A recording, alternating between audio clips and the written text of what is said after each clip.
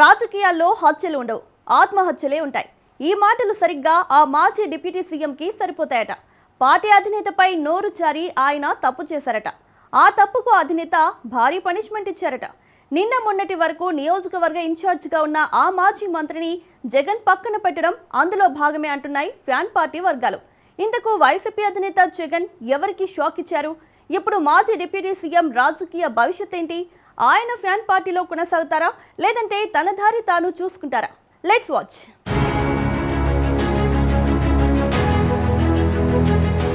2024 ఎన్నికల తర్వాత వైసీపీ అధినేత జగన్మోహన్ రెడ్డికి సొంత పార్టీ నేతలు కొందరు షాక్ ఇస్తే ఇప్పుడు ఆయనే మరికొంతమంది పార్టీ నేతలకు బిగ్ షాక్ ఇస్తున్నారు. ఇలా వైసీపీ అధినేత ఇచ్చిన ఒక్క ఝలక్తో ఓ మాజీ డిప్యూటీ సీఎం రాజకీయ భవిష్యత్తు అయోమయంలో పడిందట.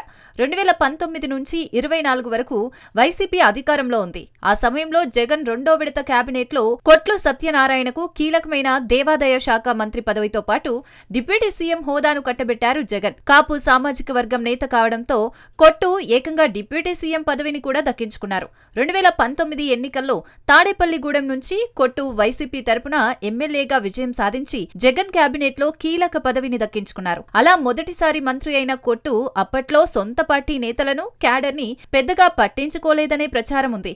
అదే ఓ విధంగా గత ఎన్నికల్లో ఆయన ఓటమికి కారణం అనే టాక్ ఉంది. 2024 ఎన్నికల్లో తాడేపల్లిగూడెం నుంచి పోటీ చేసిన కొట్టు జనసేన అభ్యర్థి బొలిశెట్టి శ్రీనివాస్ చేతిలో ఓటమి పాలయ్యారు. ఆ ఎన్నికల ఫలితాల తర్వాత కూడా ఆయన నియోజకవర్గంలో పెద్దగా యాక్టివ్ గా లేరు. వైసీపీ అధిష్టానం ఇచ్చిన కార్యక్రమాలను ఆయన పెద్దగా పట్టించుకోవడం లేదనే విమర్శలున్నాయి. కొట్టు తీరుపై నియోజకవర్గానికి చెందిన క్యాడర్ సైతం పార్టీ అధినేతకు ఫిర్యాదులు చేశారు. మాజీ డిప్యూటీ సీఎం రాజకీయ భవిష్యత్తుకి ఆయనే స్పీడ్ బ్రేకర్లు వేసుకున్నారనే టాక్ కూడా ఉంది. 2024 ఎన్నికల తర్వాత జగన్ నిర్ణయాలపై ఆయన బహిరంగంగానే విమర్శలు చేశారు. 2019 ఎన్నికల ముందు నుంచి ఐపాక్ టీం జగన్ తో కలిసి పనిచేస్తుంది. 2024 ఎన్నికల్లో సైతం జగన్ కి రాజకీయ సలహాలు ఇచ్చింది. అయితే మొన్నటి ఎన్నికల్లో ఆ రాజకీయ వ్యూహాలు వైసీపీకి కలిసి రాలేదు. దీంతో ఎన్నికల తర్వాత ఫ్యాన్ పార్టీ నేతలు ఐపాక్ టీం ని టార్గెట్ చేస్తున్నాయి.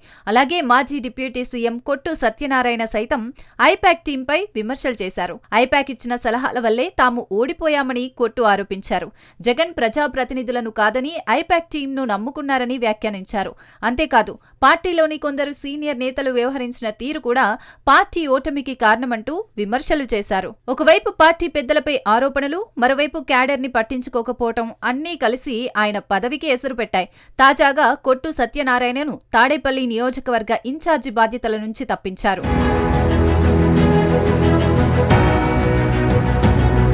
కొట్టు సత్యనారాయణ స్థానంలో మరో నేత వడ్డీ రఘురాంకి తాడేపల్లిగూడెం నియోజకవర్గ ఇన్ఛార్జ్ బాధ్యతలు అప్పగించారు జగన్మోహన్ రెడ్డి.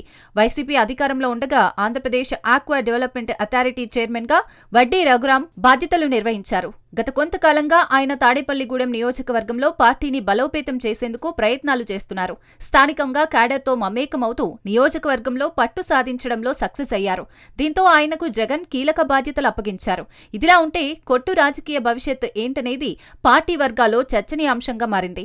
కొట్టు సత్యనారాయణ ఇప్పటి వరకు 7 సార్లు ఎమ్మెల్యేగా పోటీ చేసి 2 సార్లు మాత్రమే విజయం సాధించారు. ఇప్పుడు వైసీపీ నుంచి పోటీ చేసే ఛాన్స్ లేకుండా చేశారు జగన్. దీంతో ఆయన వైసీపీలో కొనసాగుతారా, లేదంటే మరో పార్టీ వైపు అడుగులు వేస్తారా అనేది హాట్ టాపిక్ గా మారింది.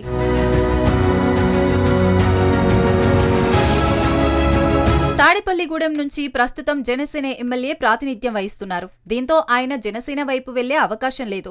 ఇక ఆయన గతంలో టీడీపీలో పనిచేసిన అనుభవం కూడా ఉంది. ఒకవేళ కొట్టు పార్టీ మారితే ఆయన సైకిల్ ఎక్కుతారా అనే సందేహాలు ఫ్యాన్ పార్టీ వర్గాల్లో వ్యక్తమవుతున్నాయి. గతంలో డిప్యూటీ సీఎంగా పనిచేసిన ఆళ్ల నాని సైతం ప్రస్తుతం టీడీపీలో ఉన్నారు. అయితే కొట్టు వైసీపీలోనే కొనసాగుతారా, లేదంటే మరో పార్టీ వైపు అడుగులు వేస్తారా అనేది కాలమే నిర్ణయించాలంటున్నారు ఫ్యాన్ పార్టీ వర్గాలు.